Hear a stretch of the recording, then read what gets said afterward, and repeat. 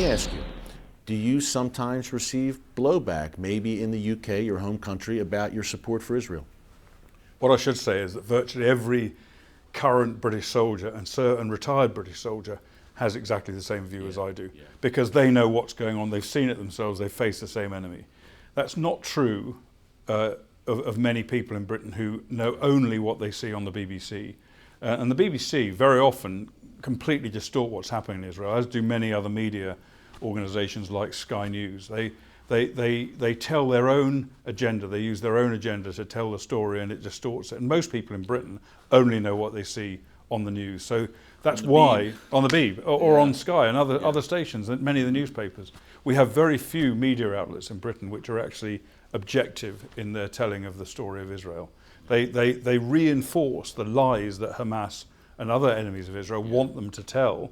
And by doing that, when they blame Israel for the violence in Gaza, when actually the blame lies squarely on the shoulders of Hamas, they're simply making the problem worse. They're adding to the violence. They're encouraging Hamas's use of human shields. Colonel Kemp, can you give some of our viewers some examples of how the IDF goes to, in every way, sometimes at the expense even of their own soldiers, to avoid killing innocent civilians? Could you give us some examples of that? I guess similar to what you shared with international bodies at the UN and elsewhere. Well, you're right. Israeli soldiers have paid the ultimate price in their restraint to protect civilians on the other side. Israeli soldiers have died because of their restraint. They've died to save the lives of Palestinian civilians.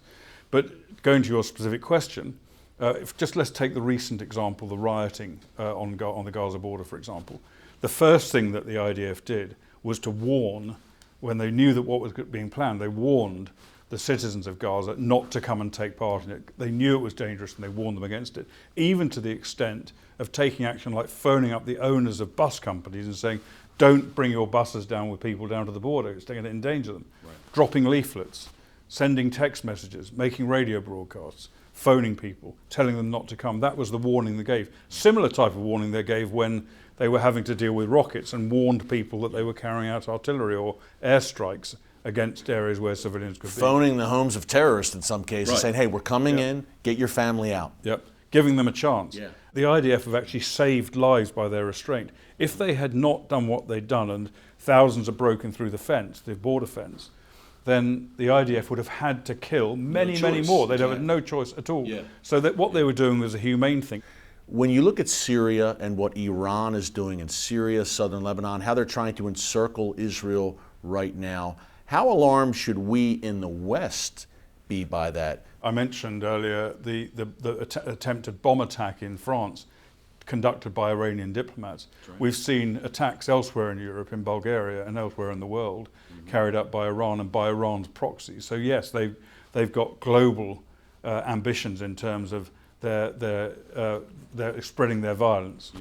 And we've also seen recently in Afghanistan, we've seen Iran stepping up its training program for Taliban fighters in Iran with the specific instructions, if they provide this training, they will focus more on America and America's allies in Afghanistan. So we're seeing this across the world, not just in the Middle East, but in the Middle East it's deeply worrying because Iran is intent on building what is referred to as a land bridge from Iran through Iraq, through Syria, right to the borders of Israel.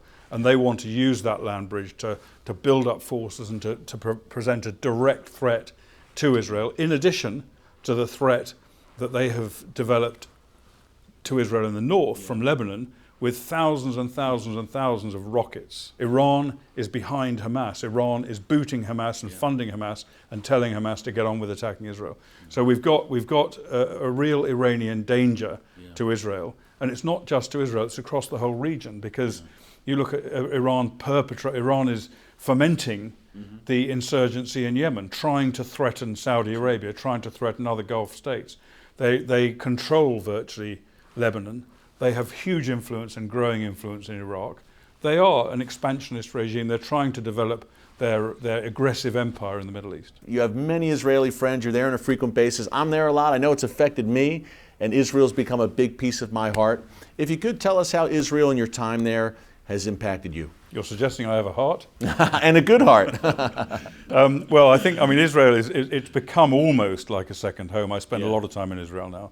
I have some extremely close friends there. And you mentioned it earlier on. We have such incredibly shared values between Western countries and Israel. I feel very much at home. I have huge admiration for the country, for all it does in pretty much every respect for Western civilization, and all it has done and all it is going to do in the future. And I had one of the greatest honors of my life about 2 or 3 weeks ago when I was asked to address 30,000 recruits for the Israel Defense Force. And I spoke to 30,000 young men and women who have just left high school and are going to be joining the IDF over the course of the next year. And there they were, they're ready, all of them ready and willing and able to step up and defend their country. You will never find that anywhere else in the world that I'm aware of, where you have such an incredible group of dedicated and determined young men and women who become brave professional soldiers, protecting their country and also protecting our civilization. A special land and a special man. Colonel Richard Kemp, thank you so much, my friend, for joining us. God bless you. Keep up the great work, Colonel Kemp. Thank you. Thanks again to our good friend, Colonel Richard Kemp, for joining us. Be sure to check Colonel Kemp out on Twitter, where he tells it like it is. Well, up next, I was honored to speak alongside Colonel Kemp at our 2018 CUFI Washington Summit, and I did not mince words about the days we are living in. That's coming up after the break. Don't move.